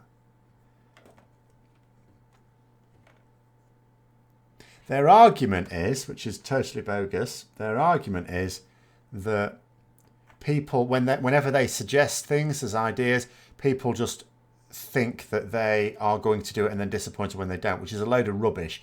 They tried saying that in WoD when they actually did at BlizzCon talk about content in WoD that never materialized, and then later on tried to say, oh no, it was only like we were just thinking about it, we didn't say it was going to be in. It's like, yes, you did. It'd be better if we heard NPCs spouting propaganda in the streets like a Gilney and Paperboy. Well, we sometimes do. We get the cultists, don't we? What are they called? Can't remember what they're called now. You know, the people that a couple of times have held out leaflets in cities telling us the end is nigh. We've had those guys. Oh. With the number of raiders you're seeing becoming refugees to Final Fantasy IV, you wouldn't be surprised if WoW devolves into LFR and pet battles. No, I think it will always still be there. It's just, I think guilds will just, you'll have a higher proportion of guilds that are unstable. There's more people doing mythic raiding than would have done a couple of years ago. That's because they've made it more accessible. Like to at least do a few bosses and mythic. Because of gearing like Titan Forge and stuff like that, you can outgear the first few bosses in mythic. You know, you run normal and heroic for a month or so, you can massively outgear the first few mythic bosses. So that keeps people interested, I think. I don't know. I'm not saying it's a good thing, but it's a thing, and it sort of seems to work. So I think it'll be there. It's just that the problem is that there's a much greater proportion of mythic raiders, like I said, that are not of the right mindset to really stick things out or to think about their own performance. Almost no, in my experience, there's far too many people, even in reasonable guilds, good cutting edge guilds, don't think about their own performance, don't think about ways they can improve. They just go through motions and just think, go through the motions, a week or two later the boss dies. And then when the boss isn't dead a couple of weeks later, what the hell? Why isn't it dead? Twilight Hammer. I don't think I'm thinking of Twilight Hammer, although they are old god cultists. I can't remember. Might be. Anyway, it's something. But they do have, you know, doomsayers, don't they? Occasionally they've brought them in.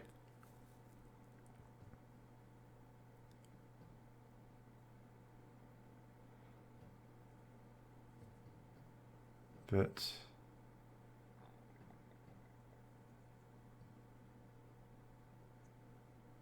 I mean, yeah, I mean, I really don't know what they're going to do in terms of the leveling. I don't know what they're going to do in terms of anything that they haven't already revealed, because they don't really give you sneaky peeks. Occasionally, when I have found out sneaky little things, I've been banned from saying so anyway. But I don't know. I would never find out about anything in that area. The Twilight Hammer are all but gone after Legion. Oh no, you don't wipe out organisations like that. Idealists never wiped out. Not while there are old gods whispering to people.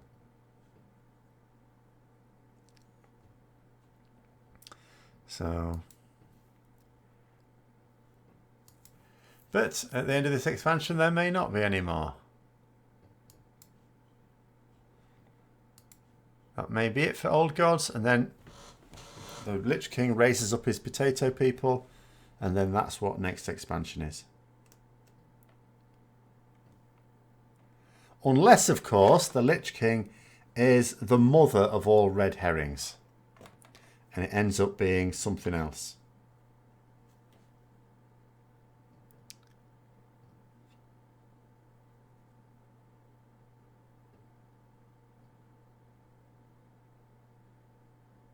What about all the old gods you can see in space? Well, they're on other planets. I mean, no one's saying that there are... Obviously, we know there are loads of old gods all around the galaxy and universe, whatever the hell. Because that's what they did. They're like the droids in Empire Strikes Back. You know, the Void gods just basically threw out a load of old gods all over the place, hoping that a few of them would smack into a Titan world soul. And in that case, they did. And in another case, they did as well. Except Sargeras sorted that one out. So, you know, old gods on a planet that's not a Titan is not a big problem. It's a problem for the people who live on those planets, but it's not really a problem for us.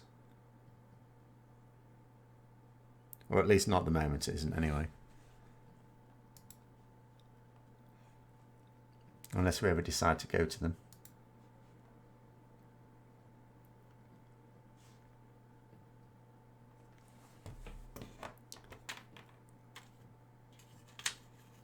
But as I say, time will tell. I mean, I'm quite sure all my predictions can't possibly be correct, because that would be to suggest that the storyline ends up panning out according to a logical sequence. What happens if the dreaming city was a hive mind and not an actual place? Well, who knows? Who knows? I mean, maybe the very last storyline in World of Warcraft before they shut servers down, or at least stop adding new content, is it turns out it was all a dream and there's no such thing as gnomes. We'll just get out of the shower. Who knows what they would do just to take the piss at the end. Just because we cut the head off the Legion doesn't mean to say they're gone. Still hundreds of planets filled with lieutenants and demons.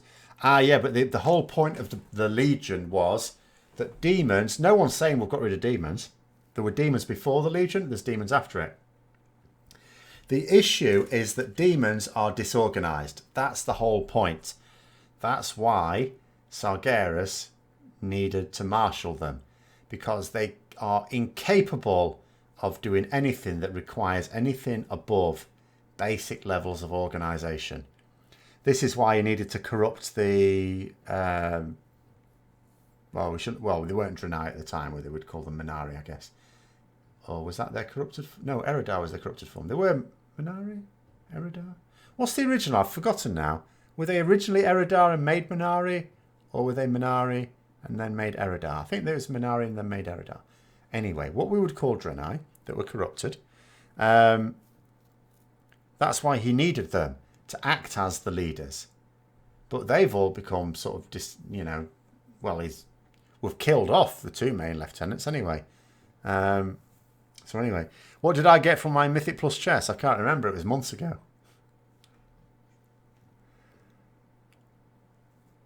You can see the Scarlet Crusade coming back at some point. God, I hope not. It was pretty... Oh, no.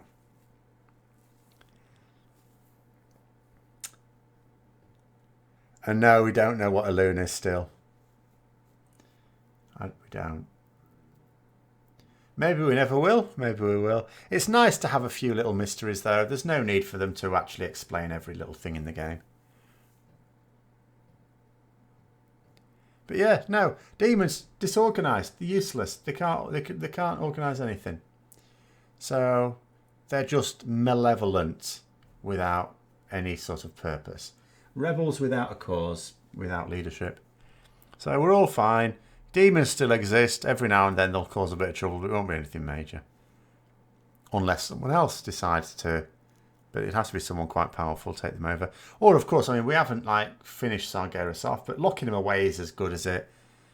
I mean, I'll tell you something. If we ever start just bringing baddies back, which they've already done many times anyway, without anything interesting to accompany it, that will be pointless. Like, if they just brought Sargeras back simply to head up the Burning Legion again with no changes to his narrative, then that would just be, you've run out of ideas completely. You have the Dreadlords or the Nathrazim, or the Dreadlords are the Nathrazim. As they're called, sorry. Yeah, but they were useless as well. They were useless. They were just better than imps. A bit. They were completely hopeless. Did you play Warcraft 3? Do you remember how useless they were?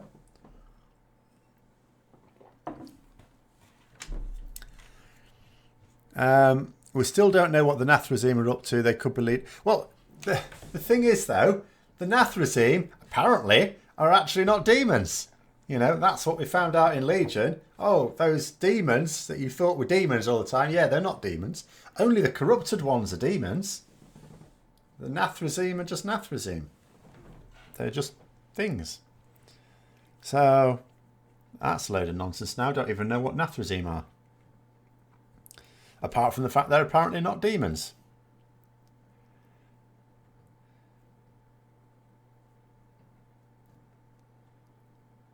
But yeah, the Dreadlords were hopeless.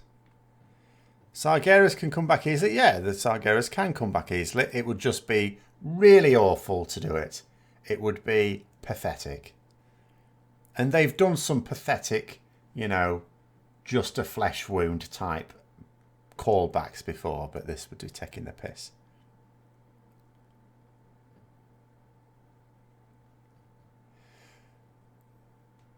Oh no, I don't think they could ever pull the "it was just an avatar of Sargeras" thing.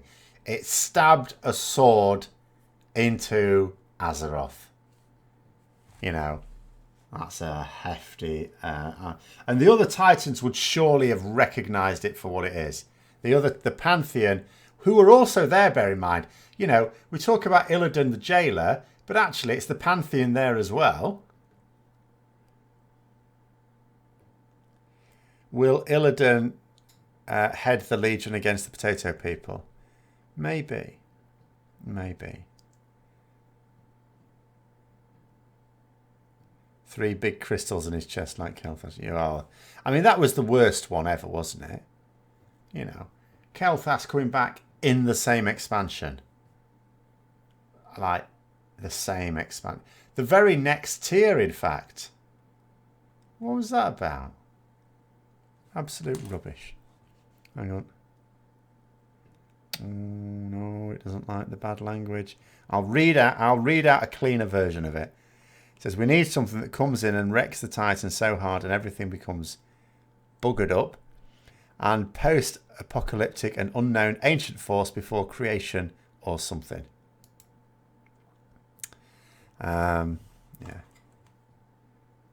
Everything is merely a setback. Well, in a fantasy world where the people who write the thing don't give a crap about their own lore and will change it in a very major way at the drop of a hat just because they can't be asked to think of anything original. Yes, in a world like that, everything is just a setback. There is no such thing as someone who is dead. And even those who are dead are not dead necessarily if you don't want them to be dead. And you know, and demons are not demons. And, you know, as we'll find out next expansion, potatoes are not potatoes. I mean, it's one of the most disappointing things, isn't it? The fact that they bugger about with their own lore like this. And it's not tiny little tweaks. You know, it's major things. I was looking on Amazon, you know, and it was recommending the Arthas book. And I thought, oh, I never actually got that. I read someone else's copy. And I thought, oh, maybe I should just get it, have my own copy. Then I thought to myself, no, why would I bother? Because they've changed it all. And that's the problem. You know, there's a huge number of story novels which at one time were considered canon, but they're not now. And that's just disappointing. And you can still enjoy the stories, I suppose, but when you're invested into the game, I would find it probably disappointed to read the book, not very enjoyable, knowing that actually it's not linking up anymore. It's like worse than DC with all its universes. You played Warcraft 3, you're going by the chronicle that they're smarter and more cunning than they're portrayed in the game. I mean, the game ultimately should be where it's at. They are as they are in the game, and they were not very cunning in the game. Oh my God, Kevin, will you stop? Right, I'll have to read it out again before I hide it. Chronicle retcons previous chronicles is stupid. Yes, it is. I mean, you know, whatever. It's just, it is annoying. You'd like them to incorporate some of the add-ons into the games you are. Yeah, so do I. Mean, to be honest with you, you know, I appreciate the fact that Blizzard right from the start have said, yeah, we're going to let people do add-ons. Obviously, they've stamped down on a few things that do things that we don't want to do. Fine. But where something becomes massively popular, I think they should at least consider incorporating it. Now, there are some things I agree they shouldn't do. I don't think they should do damage meters naturally in the game. The problem with that is, you know, I say everyone knows. What you should know is, you know, where you are on a damage meter is not an indicator of how well you are playing, or a healing meter. It may be. It depends. And the problem, when it's a third-party piece of software, you know, then Blizzard, when people are moaning about where they're appearing on damage meters, Blizzard could always say, well, you know, that's nothing to do with it. It's not our fault you're looking at data and misrepresenting it.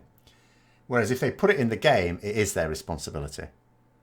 And I think, as I say, I think that's one of the cleverest things they do in terms of Blizzard, in terms of development, is the fact that they know people do this. They know people looking at damage meters, and they deliberately design encounters, raid encounters, to give you a choice between, do you maximize your DPS, which isn't actually needed to finish the fight, or do you do the mechanics, knowing full well that there's enough selfish people that will just tunnel the boss and therefore the raid will wipe.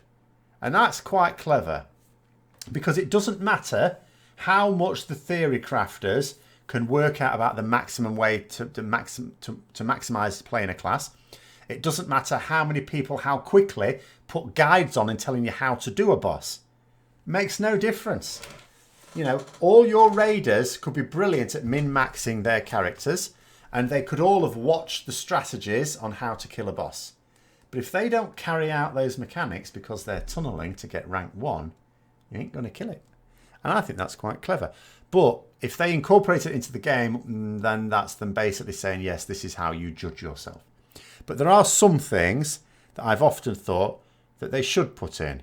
Like a threat meter. I see no problem with putting a threat meter in the game, for example.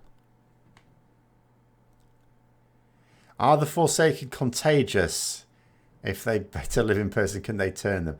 Well, I suppose if they bit them in the neck and they bled to death, then maybe. They'd still need to be raised back up, though, wouldn't they? But no, they're not zombies or vampires. I'm not even sure vampires work that way in Warcraft, actually. I'm not sure how you become a vampire. I don't think it's just by being bitten on the neck by another vampire in WoW. The Arthas book gives rise to the Jaina is Anduin's mother and Arthas his father.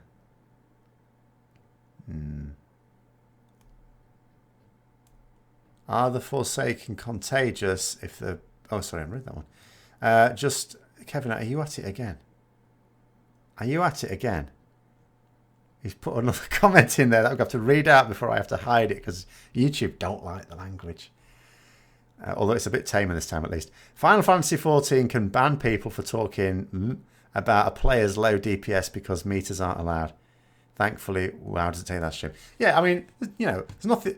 Meters are a good thing. It's just that they shouldn't incorporate them into the game because then, you know, it'd be like they're basically...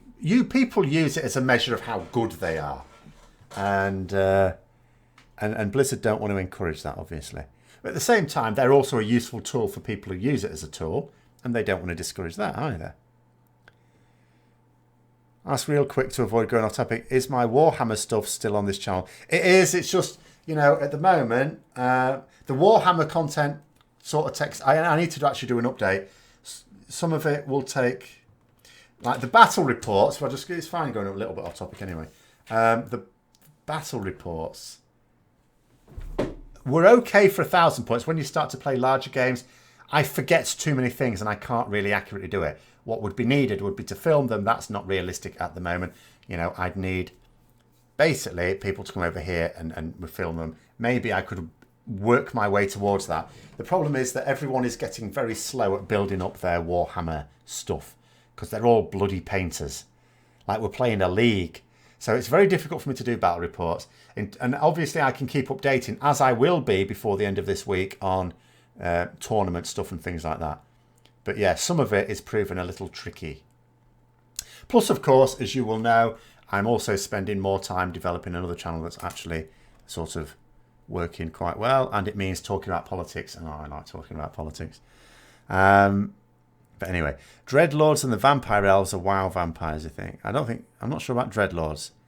But there are vampires in the game. But I don't know how they became. I can't remember how they became vampires, if I ever knew. If Forsaken bite you, it would go septic very quickly due to the decay in flesh. Human bite untreated will go septic due to the human mouse having one of the highest bacteria counts of all animals. Okay, good. I like a bit of science as well. I mean, to be fair, I don't know that Forsaken have really been in the habit of biting people anyway. They tend to just club you over the head. Or, you know, rake at you with claws if they're like a ghoul or something. In a vast majority of situations, a DPS meter is a measure of how good someone is. Is it really, though? Good players are the ones who can do the damage despite dealing with mechanics. No, that's not always true. There are jobs on many raids where if you are top of meters, it's because you didn't do those mechanics. As I did. You know, the rank 1 I got in Legion, for example. It was on Cenarius, and it was because we were trying to push the phases so we didn't have to deal with lots of waves of different ads. So I was one of the ones who was put on Cenarius. And the way I got the rank 1 out of that was, 1, because obviously I was just on the boss. I didn't have to move to other mobs. And the reason for that is, of course, because I was Rep Paladin. Moving was not my strong point. Plus, I took way less damage from the Thorns than even people that were only picking up a little bit. And lots of good single target damage. And the other thing that helped that rank 1 was the fact that I had, you know, it was our first kill. So people died. People died. I got the retribution proc. That was handy. That was nice. And that's not me being good. That's people dying. If anything, it's people being bad that helped me look better. You know? So, no, it's not. It's not. It is sometimes. I'm not saying it never is. Sometimes it is. But it is only a measure if... You can only say it's a measure if, 1, everyone has the same job, which is to basically tunnel a boss. And we don't have bosses like that anymore. And 2, all the classes are equal. And 3, all your gear's equal. All those conditions never exist. So it's not. Oh, you're putting links in. As it's Gamepedia, I will allow it. Oh, the thing about Sandlane. Okay, thank you.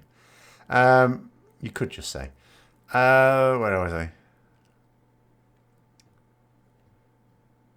You would love to play Warhammer, but you also need to eat. Yeah, it is. It is. I mean, I've just bought some more models again today. That's the thing. The problem with Games Workshop stores, just to get onto this slightly, is I can't see how they'll be sustainable, because it's not just that you can buy the stuff online. You can't actually buy it in the store. Like, I have just bought 200 quid's worth of Games Workshop models, right? Now, I was in town on Saturday, not the town I live, another town, which has a Games Workshop store. So I nipped in to buy some, to buy. I knew that not all of them would be available in the store because they don't carry full stock. But none of them were. I went into, I had a list of 200 quid's worth of models. Not one of them was in. And it's not like they'd run out either. There was no space on it. I asked the manager, they checked. They're just not in the store. Mad. Anyway. But yeah, it's you don't have to spend a fortune on it. But I think, to be honest, it's one of those where to get into it, it's not, because you've got the paints and everything like that as well. Cannibalism is one of their racial abilities. Well, undead players, technically. But, story-wise, I've never really seen too many people getting bitten. I mean, that's being consumed after death. That's not quite the same thing, is it? It's a bit like if I was to go hunting, if I wanted to kill a cow because I fancied a steak, I would shoot it in the head. I would then eat the steak, but I wouldn't kill the cow by trying to bite it. There are a lot of Forsaken that are missing their lower jaw, so they can't. Yes, that's actually a very good point. Yes, in which case the cannibalism is maybe they work like flies and they vomit all over it. It's quite acidic, and then they slurp it up.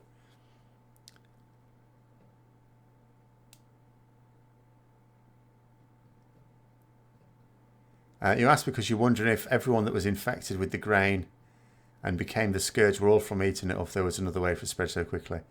Well, I mean, who knows? The impression given that it was due to the grain. I mean, that grain would have ended up at a miller, and that miller would have sold their flour to a baker, and maybe there was a baker in Strathholme that made like the best donuts, and whenever they made a batch, they sold out immediately. That might have explained why it's, it spread so quickly.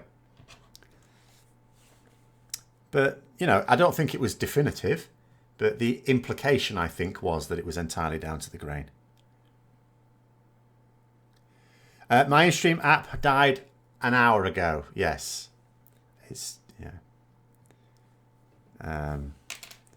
I don't know. It happened last week as well. I had this about a year or so ago as well, where it would last for a certain amount of time, and they're not. And I've only downloaded these things recently as well. So they're the most up-to-date versions. They just don't seem to work, I'm afraid. So I'll just have to read things out. You can tunnel the first boss in Battle of Desire Law. Okay. Well, everyone? That sounds a bit crap. I mean, I wouldn't know. I've not done it. That sounds crap. Look, they've actually put a patchwork boss back in, have they?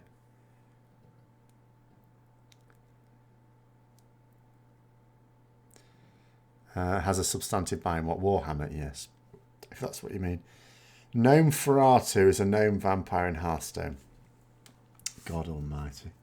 Knights of the Frozen Throne. That's a horrible mental image, yes. Gnome Ferratu, that's terrible. Who came up with that?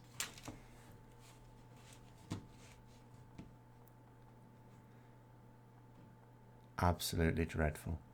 But anyway, yeah, well, someone was trying to convince me that there's a gnome paladin in Hearthstone. I wasn't fooled. It was a mage. It looked clearly like a mage.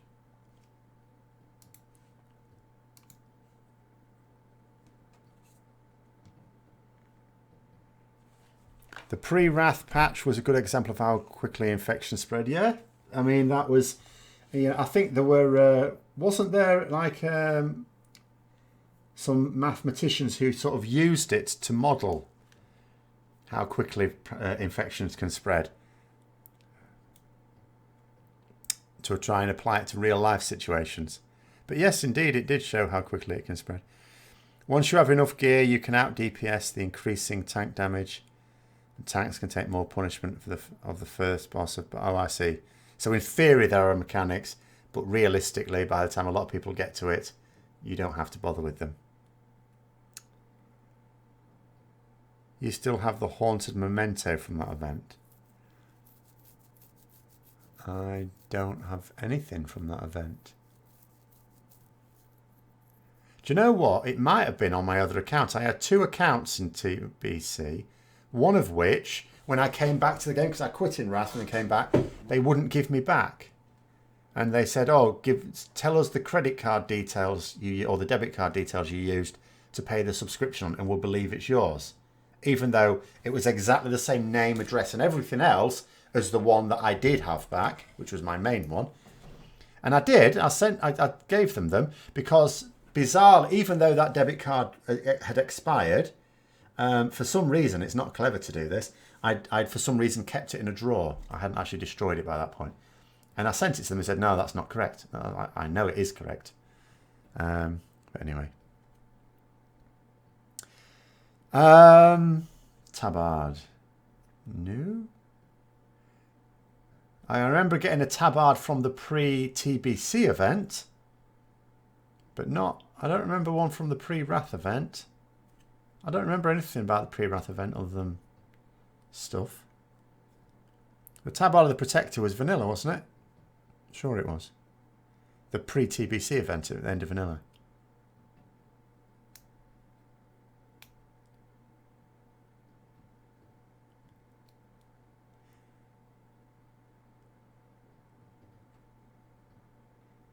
In some medieval cities there would be a communal oven and grain flour provided. If the city was locked down or some such, yes.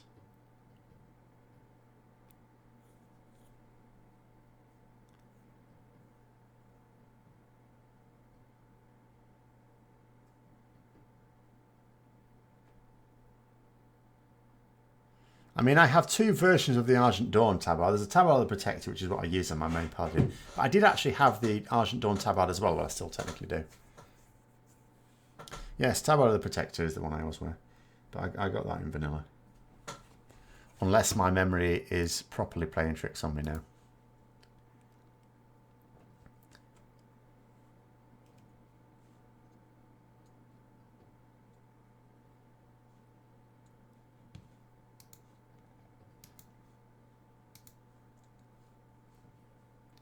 But yeah, it was a shame they didn't do one for BFA, wasn't it?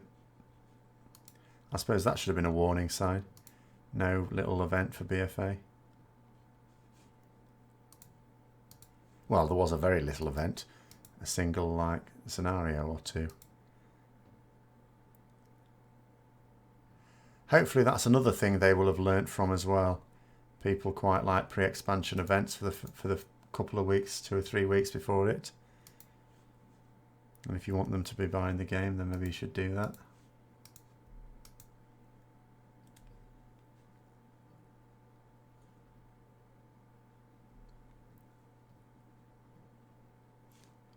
Just trying to see.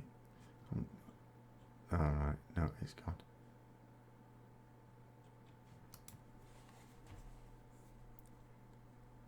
But anyway, we sort of come to a natural pause there. It's almost at the 2 hours anyway. I will, in that case, I think, get off and go and read these little articles and see if there's anything interesting to talk about. This will be the last one. All right, really quickly then. Soundtrack length, Vanilla 9 hours, TBC 9 hours, Wrath 9 hours, BFA 3 hours. Yeah. Well, yeah, okay. You kind of wanted the pre-expansion events to be replayable in some ways. I don't mind events like that being fairly unique. Just the free expansion for leveling out was a really good thing. I mean, that's the biggest thing for me. It's not just nice to have something to do. It's specifically, you might have someone who wants to play a different class. They don't want to, pay for a level boost. Or they might not even want to use the level boost that comes with the expansion, or they might use it for something else. They just want to level up a selection because they're maybe deciding between two, level them up really quickly, or as quickly as you can do, and then decide then. ESO stream tomorrow? I'm not sure. I will work that out tomorrow afternoon, whether there will be one or not. The thing is, it may depend on certain other events. So we will see. There may be. But I will keep people posted by typing something into the community tab. As well as, obviously, on Twitter and Facebook. Couldn't think of the word then. But yes, anyway, thank you very much for coming on. And until next time, which may be next week or maybe earlier, depending, I will see you later.